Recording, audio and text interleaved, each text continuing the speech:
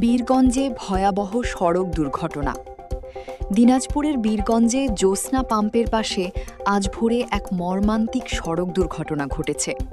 প্রত্যক্ষদর্শীদের মতে আজ সকাল আনুমানিক ৬টার দিকে দুইটি ট্রাকের মুখোমুখি সংঘর্ষ হয়। সংঘর্ষের তীব্রতায় ট্রাক দুটি রাস্তার দুই পাশে ছিটকে পড়ে যায়।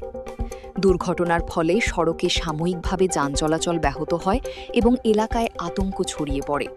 তবে তাৎক্ষণিকভাবে হতাহতদের বিষয়ে বিস্তারিত তথ্য পাওয়া যায়নি।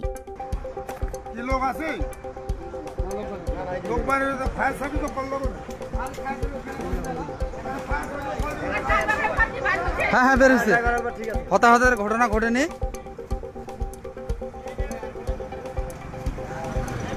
কাটিয়ে আছে।